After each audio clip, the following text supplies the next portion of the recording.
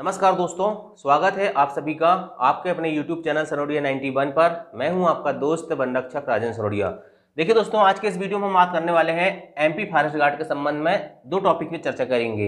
पहला टॉपिक है MP forest guard जो परीक्षा अभी लेटेस्ट हुई है 2023 में, उसकी फाइनल मेरिट लिस्ट कब तक आएगी। और दूसरा है न्यू वैकेंसी जो जनवरी 2025 कब आने वाली है, जनवरी 2025 में आने वाली है।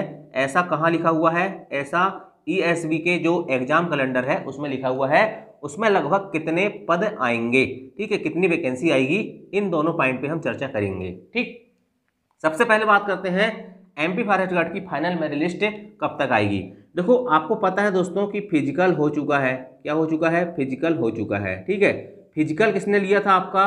फिजिकल लेता है फॉरेस्ट डिपार्टमेंट। कौन लेता भाई साहब? फॉरेस्ट डिपार्टमेंट, वन विभाग फिजिकल लेता है। अब फॉरेस्ट डिपार्टमेंट क्या करेगा? Forest department ESB employ selection board कर्मचारी चयन मंडल को लिस्ट पहुंचाएगा कि इतने इतने स्टूडेंटों का फिजिकल क्लियर हो चुका है। इसके बाद ESB के पास क्या है? ESB के पास आपका परीक्षा का रिकॉर्ड है, ठीक है, कि किसके कितने नंबर आए थे, है ना। अब वहां से क्या होगा? वहां से फिर क्या होगा? वहां से जैसे आपको पता है जितने पद हैं उसके 3 गुना स्टूडेंट क्या हुए थे? फिजिकल दिए थे। ठीक, फिजिकल दिए थे और कुछ फिजिकल से बाहर हुए हैं। तो अब जितने पद जिस जिले में जिस कैटेगरी के हैं, ठीक है, उतने ही स्टूडेंटों का फाइनल सिलेक्शन होगा। ठीक है, और फाइनल सिलेक्शन होने के बाद क्या होगा? फाइनल सिलेक्शन होने के बाद ESB अपनी साइट पे रिजल्ट डाल देगी। ठीक है, ESB अपनी साइट पे रिजल्ट डाल देगी और फिर ESB क्या करेगी? ESB क्या करेगी?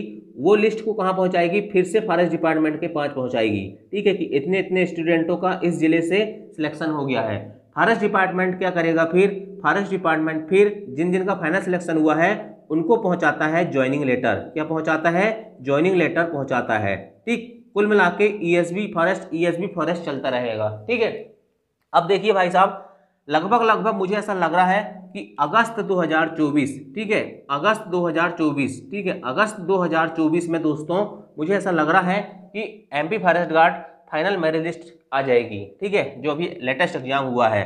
अब देखो भाई साहब, क्लियर तो मैं भी नहीं जानता, ना आप जानते, ना कोई बता सकता। तो आप, बहुत सारे स्टूडेंट मुझसे पूछते हैं कि सर आपके हिसाब से एमपी फॉरेस्ट गार्ड की फाइनल मेरिट लिस्ट कब तक आ जाएगी। ठीक है, तो जैसा हमारे टाइम पे हुआ था हम उसी आधार पे आपको बता रहे हैं। ठीक है, कि लगभग दोस्तों 1.5 महीना लगते हैं, 2 महीना लगते हैं। ठीक है, और जल्दी भी आ जाता है। ठीक, तो मुझे ऐसा लग रहा है कि अगस्त 2024 में आपकी फाइनल मेरिट लिस्ट आ जाएगी। और जैसे ही फाइनल मेरिट लिस्ट आएगी उसके 1 माह के अंदर मेरी ज्वाइनिंग हो गई थी। ठीक है, 1 माह के अंदर मेरी ज्वाइनिंग हो गई थी। इसलिए मैं आपको बोल रहा हूँ कि फाइनल मेरिट लिस्ट जैसे ही आएगी उसके 1 माह के अंदर भी आपकी ज्वाइनिंग हो जाएगी। ठीक है, अब चलो, ये बता दिया मैंने। ठीक है, ये सब कुछ बता दिया, फाइनल मेरिट लिस्ट कब तक आ सकती है और ज्वाइनिंग कब तक हो सकती है। अब बात करते हैं न्यू वैकेंसी जनवरी 2025। पहली बात तो मैं आपको बता दे रहा हूँ कि जनवरी 2025 में वैकेंसी आना है। ठीक है, अब इसमें कहीं एक न्यूज़पेपर में आया था कि सर 250 पद ही लिखे हुए हैं। ठीक है, तो 250 पद ही आएंगे क्या? नहीं, 250 पद कभी नहीं आते। आप इतिहास उठा के देख लीजिए एमपी फॉरेस्ट गार्ड की भर्ती का। ठीक है, कभी भी 1500 से कम पद नहीं आते।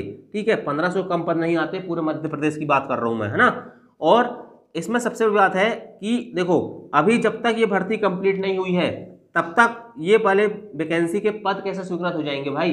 अभी ये वैकेंसी कंप्लीट होगी, ठीक है, उसके बाद इन पदों का फिर से क्या होगी? पुनर्गणना होगी कि किस जिले में किस वर्ग के किस कैटेगरी के कितने पद खाली हैं, और फिर से पद रिवाइज होंगे। और फिर इसके बाद क्या करेगा? विभाग किसको पहुंचाएगा? विभाग फिर जो भर्ती देने वाले हैं, ठीक है, भर्ती देने वाले हैं उनको पहुंचाएंगे और वहां से फिर वैकेंसी पदों की संख्या आएगी। आप आंख मूंद के मान के चलो, अगर एमपी फॉरेस्ट गार्ड की भर्ती आती है तो 1500 से कम पद नहीं आते हैं। ठीक है, 1500 से कम पद नहीं आते हैं। ठीक, आप बिल्कुल भी टेंशन मत लेना कि 250 पद ही आएंगे। ठीक है, ये कहाँ की बातें सुन लेते हैं कई लोग, स्टूडेंट मुझसे सवाल पूछते रहते हैं। तो आप टेंशन न लेते हुए, देखो, एक जुनून होना चाहिए, सबसे बड़ी चीज है जुनून। अगर आपके अंदर जुनून है, देखो कुछ स्टूडेंटों की हाइट बहुत कम रहती है भाई साहब, है ना, और उनको वर्दी पहनने का जुनून भी रहता है। ठीक है, तो एमपी फॉरेस्ट गार्ड एक ऐसी जॉब है जिसमें 163 सेंटीमीटर में आपको वर्दी पहनने के लिए मिल जाती है। ठीक है, चाहे आप फॉरेस्ट गार्ड बने, चाहे आप फॉरेस्ट रेंज ऑफिसर बने, ठीक है, एक ऐसी जॉब है जहां 163 सेंटीमीटर में आप टैलेंटेड हैं, ठीक है। देखिए बाकी पुलिस की बात करें तो पुलिस में आपको 169 सेंटीमीटर होना चाहिए, और 168.5 में काफ़ी लोग बाहर हो जाते हैं यहाँ पर, है ना। तो 163 सेंटीमीटर हाइट मांगता है, इसलिए जुनून होना चाहिए कि अगर वर्दी पहननी है कम हाइट में भी तो हमको वनरक्षक बनना है, या फिर MPPSC फॉरेस्ट की तैयारी करो और रेंज अफसर बन जाओ, ठीक है। उसमें भी देखो कई लोग पूछते हैं कि सर जो फॉरेस्ट रेंजर की PSC होती है, ठीक है, MPPSC जो फॉरेस्ट की होती है उसके बारे में भी कभी कभी कुछ पूछते हैं, वो भी बता देता हूँ मैं आज ही, ठीक है। MPPSC, ठीक है, MPPSC फॉरेस्ट की बात कर लेते हैं, ठीक है, MPPSC फॉरेस्ट की बात कर लेते हैं।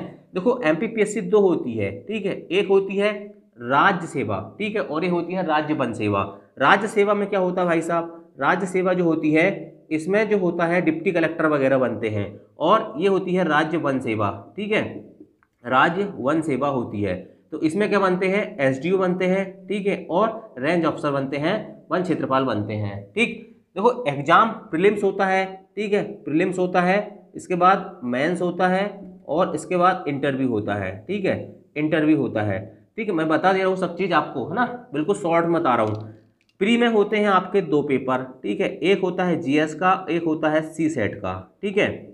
जब आप राज्य सेवा दोगे डिप्टी कलेक्टर बनने वाली, तहसीलदार बनने वाली, तो यहाँ आपकी मेरिट बनेगी GS पेपर से, ठीक है। CSET में आपको सिर्फ क्वालिफाई करना पड़ता है, लेकिन जब राज्य वन सेवा परीक्षा देते हैं तो GS और CSET दोनों 100 नंबर के 200 नंबर के पेपर रहते हैं, ठीक है, 100 क्वेश्चन आते हैं, तो दोनों के नंबर को जोड़ के राज्य वन सेवा में दोनों के नंबर जुड़ते हैं, CSET का भी और GS का। कहने का मतलब यह है कि अगर आपको फॉरेस्ट PSC निकालना है तो आपका GS भी अच्छा होना चाहिए और आपकी मैथ्स रीजनिंग वगैरह भी अच्छी होना चाहिए, ठीक है।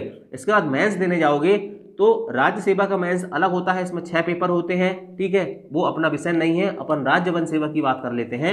राज्य वन सेवा में क्या होता है, सबसे पहली बात तो इसमें एक चीज़ और बता दे रहा हूँ कि अगर आपको रेंज अफसर बनना है और SDO बनना है फॉरेस्ट डिपार्टमेंट में, तो उसके लिए एजुकेशनल क्वालिफिकेशन क्या होना चाहिए, एजुकेशनल क्वालिफिकेशन क्या होना चाहिए ये भी आपको पता होना चाहिए। देखियो आपने अगर इंजीनियरिंग किया है, ठीक है, इंजीनियरिंग किया है, ठीक है, या BSc किया है, ठीक है, MSc किया है, ठीक है, या फिर आपके पास बॉटनी हो गया, ठीक है, बॉटनी हो गया, जूलॉजी हो गया, ठीक है, इन सारे सब्जेक्ट जो टेक्निकल सब्जेक्ट रहते हैं, कुल मिला के ये कह सकते हैं आप टेक्निकल सब्जेक्ट जो रहते हैं, ठीक है, ये सब्जेक्ट अगर आपने किया है ग्रेजुएशन तो आप इस फॉर्म को भर सकते हैं, अन्यथा नहीं भर सकते। सिंपल शॉर्ट भाषा में मैंने बता दिया, ठीक। आगे कोई जानकारी और लगेगी तो आपको बता दूंगा। तो चलिए दोस्तों, आशा करता हूँ आपको वीडियो और जानकारी यूजफुल लगी होंगी और आपको काम की लगी होगी, तो वीडियो को लाइक जरूर किया करो यार, और चैनल में पहली बार आए होगे तो अगर आपको काम का चीज़ लगती होगी तो चैनल को सब्सक्राइब करना, अन्यथा मत करना। थैंक यू, जय हिंद, जय भारत।